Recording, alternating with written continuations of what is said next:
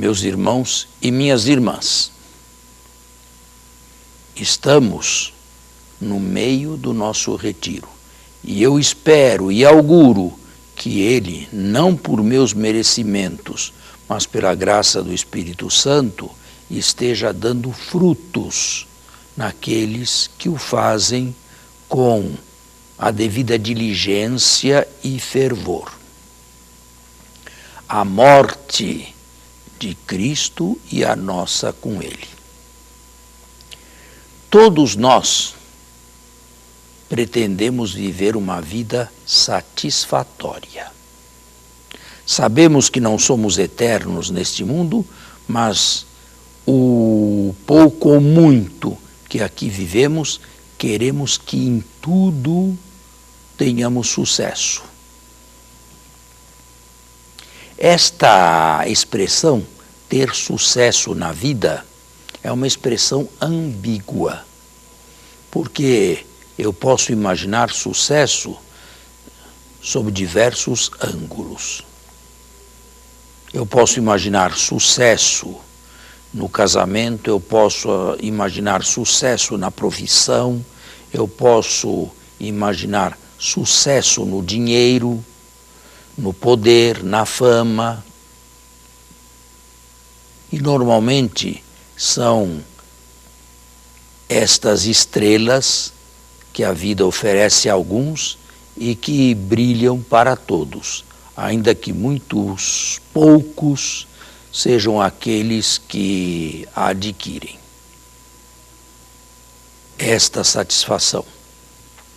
A vida de Jesus foi uma vida bonita, uma vida bela, uma vida cheia de satisfações. E aqui tocamos uma outra tecla da satisfação. Se se entende por satisfação dinheiro, fama, poder e luxo, nós podemos claramente dizer que isto esteve longe de Jesus. Se se entende satisfação só do ponto de vista do luxo material e do conforto que este mundo pode oferecer, isto esteve longe de Cristo. Mas nós podemos entender satisfação de um outro ângulo, a partir de um outro prisma. É verdade, a morte de Jesus foi uma tragédia pessoal acontecida com ele. Nós não gostaríamos de abraçar uma cruz e sermos nela crucificados. Mas, apesar deste fim trágico, a morte, a vida de Jesus, que conduzia à morte, foi uma vida bela, uma vida que dá sentido. Eu ouço dizer e entendo que foi uma vida bonita. Por quê? E aqui vem outro significado de satisfação. Foi uma vida inteiramente orientada por Deus, foi uma vida inteiramente à luz da palavra ou do beneplácito de Deus, foi uma vida inteiramente entregue ao Espírito de Deus, dócil a Ele, foi uma vida de comunhão intensa com Deus, vivia no provisório, mas se mergulhava no definitivo. E, ainda que a sua morte tenha sido uma tragédia reconhecida por todos hoje, esta tragédia não empanou a vida de Jesus. Por quê? Porque se aos olhos de Pôncio Pilatos e dos que o crucificaram e dos mandantes desta crucifixão foi uma tragédia, do ponto de vista de Deus, foi a vitória sobre a morte. O autor da carta aos Hebreus nos diz que era preciso que passasse por ela aquele que deveria conduzir muitos filhos à glória. Como a morte deve ser transitada por todos nós, era preciso que ele assumisse esta nossa sorte. Portanto, foi uma morte dolorosa, foi uma morte trágica, foi num primeiro momento e, sob certo aspecto, um fracasso. Mas um fracasso de pouco tempo, um fracasso de poucas horas, porque interveio Deus de maneira extraordinária e transformou aquela vida de obediência, de amor e de dedicação em ressurreição. Isto se diz de Jesus, não se diz de cada um de nós. Nós esperamos a ressurreição com Cristo, desde que morramos com Cristo. A vida de Cristo foi uma vida bela, foi uma vida bonita e por isto mesmo é uma vida imitável. E todos nós gostaríamos de nos revestir de Jesus Cristo. E os sofrimentos e as amarguras? Bem, o próprio Deus Criador nos colocou remédios à disposição. A medicina está aí para isto e realiza um ótimo serviço. Agora, e aquelas dores, aquelas tribulações que são do espírito ou então não são curáveis? Bem, elas se transformam em cruzes, mas em cruzes que nos levam a um calvário onde está Jesus e onde Jesus nos espera. Um exemplo simples. Santo Inácio, antes de sua conversão, era um soldado rígido, um soldado severo. Numa batalha foi ferido e foi conduzido a um hospital daquela época, em pleno início do século XVI. Santo Inácio esteve paralisado numa cama durante muito tempo. Para passar o tempo, ele pediu alguns livros para ler. Deram-lhe diversos livros, mas depois acabaram os livros que lhe interessavam. Só restavam vidas de santos, aquilo que, num primeiro momento, não lhe interessava minimamente. Mas, como não havia outro remédio para a situação, acabou recebendo uma vida de santos. E através desta leitura, a graça o transformou. Se estes conseguiram, por que não eu? Deitando-se, lia atentamente aquilo que lhe era apresentado.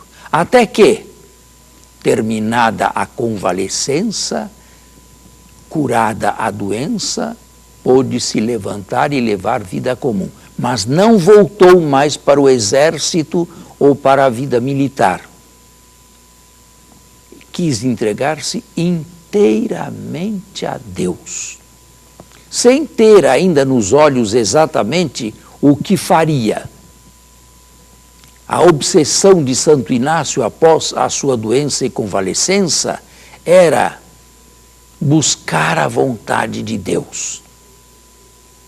Viveu andarilho, viveu solto, um tanto desnorteado, até que, aos poucos, foi se revelando a sua verdadeira vocação, a sua luz.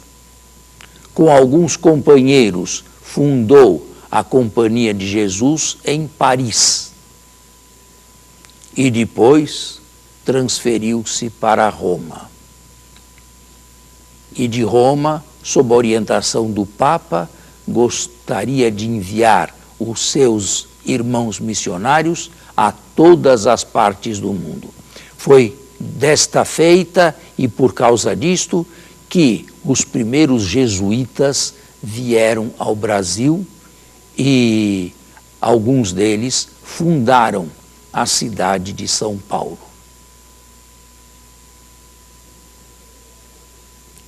Foi uma vida bela?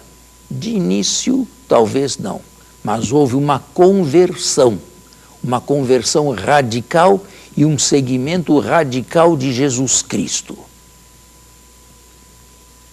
Quase neurótico para realizar não a própria vontade, mas a vontade de Deus a seu respeito.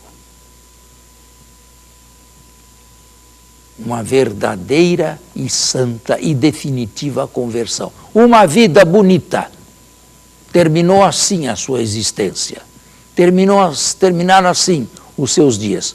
Uma vida bonita, sobretudo porque no segundo período após a conversão, ele não queria outra coisa senão imitar Jesus Cristo. E, para tanto, instituiu os exercícios espirituais, isto é, os retiros.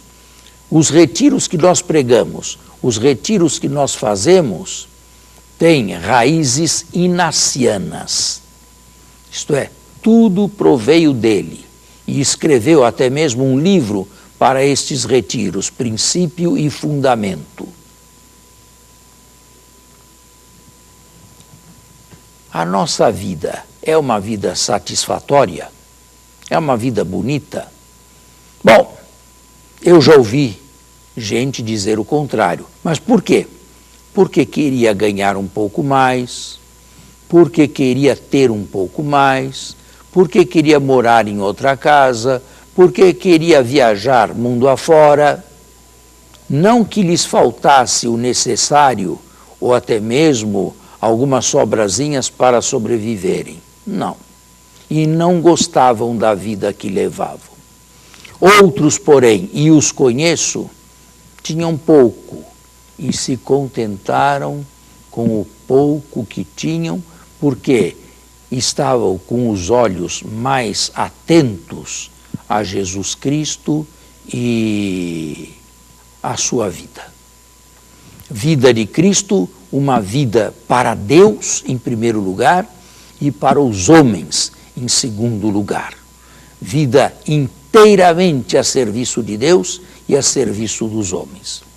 Quem vive uma vida assim, tenha a morte que tenha, a vida foi válida, a vida foi bonita, a vida é transparente, merece ser escrita, merece ser televisionada, merece ser manifestada a outras pessoas para que alguém se resolva a tomar a mesma direção. A tragédia de Jesus foi o coroamento desta vida para Deus e para os outros. E a morte de Jesus foi, no desígnio de Deus, uma morte pelos pecados. Com outras palavras, uma morte fecunda. Ele mesmo o diz no Evangelho de João. Se o grão de trigo não cai por terra e não morre, permanece apenas um grão de trigo. Mas se ele cair por terra e morrer, então ele se torna fecundo e é capaz de produzir muitos outros grãos de trigo. A morte de Jesus foi uma morte assim. O grão de trigo caiu na terra, o grão de trigo morreu crucificado e por causa desta morte, os frutos, que são em primeiro lugar os santos de todas as épocas e a da nossa também, e todos aqueles que vivem na graça e no amor de Deus. Até na morte, e sobretudo na morte, produziu muitos frutos. Até nós, quando morrermos, queremos morrer à morte de Jesus. Sim, da morte nós não escapamos. Da morte não nos livramos. Mas existem duas maneiras de se morrer, e apenas duas. Em primeiro lugar, são aqueles carnais que viveram para si mesmos a vida inteira, morrem sem esperança nenhuma e morrem a própria morte, depois de não terem frutificado em absolutamente nada para Deus. Para onde a morte os leva? Deixemos a resposta a ser dada por Deus. Mas existem aqueles que sempre viveram, como Santo Inácio após sua conversão, para Deus, para a sua vontade santa e para os outros também, enviando missionários ao mundo inteiro, não só ao Brasil, mas até às Índias, com São Francisco Xavier. Estas pessoas que viveram para Cristo e seguiram as pegadas de Jesus também morrem. Só que, a diferença dos primeiros que eu citei, não morrem à própria morte. Como estão unidas a Jesus pelo batismo, como se uniram sempre mais a Ele pela Eucaristia, e pela Eucaristia bem celebrada e bem participada, agora entram não na própria morte, mas na morte de Cristo. Cristo lhes oferece a própria morte. E a morte de Cristo, disse eu, foi uma morte fecunda. E morrendo a morte de Cristo, nós morremos uma morte fecunda, que no seu âmago não possui o gélido inferno, mas possui uma porta para a plenitude da vida de Deus, que não se mistura com o nosso luxo terrestre.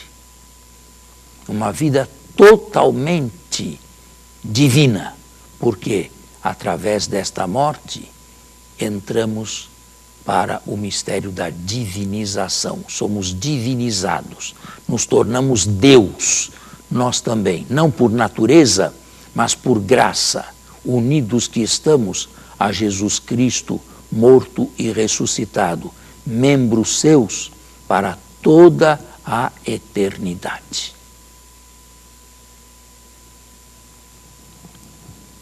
Que morte queremos morrer? Depois de uma vida inteiramente voltada para os nossos interesses pessoais, queremos viver ou aceitar a nossa própria morte? É uma opção válida e feita por muitos. Queremos, depois de uma vida dedicada a Deus e a Cristo, morrer à morte de Cristo e seguir o destino de Cristo, depois de renunciarmos a algumas coisas por Cristo, a morte de Cristo é-nos oferecida também. A morte de Cristo é-nos oferecida não apenas no dia em que morrermos para este mundo. Ela nos é oferecida, em primeiro lugar, no batismo, que já recebemos no início da vida. Ela nos é oferecida nas Eucaristias, de que participamos com fervor, porque tomamos o corpo imolado, sob espécie de pão, o corpo imolado e o sangue derramado. E nos alimentamos do corpo imolado e do sangue derramado. Com outras palavras, o Cristo que nos oferece sua morte, já por antecipação, a oferece todos os dias se quisermos. Porque todos os dias podemos participar de alguma missa e podemos comungar com as devidas disposições. É já a morte e a ressurreição de Jesus, porque comungamos no seu sacrifício, que operam em nós. É já a morte e a ressurreição de Jesus que agem em nós e nos levam a mais perto daquilo que dizia e com que se definia Paulo. Já não sou eu quem vivo, é Cristo quem vive em mim. As tribulações deste mundo passam a ser tribulações de Cristo vividas por mim, na minha carne. Quantos são estes que preferem morrer à morte de Cristo? Não seria capaz de numerá-los e ninguém, jamais, apenas Deus.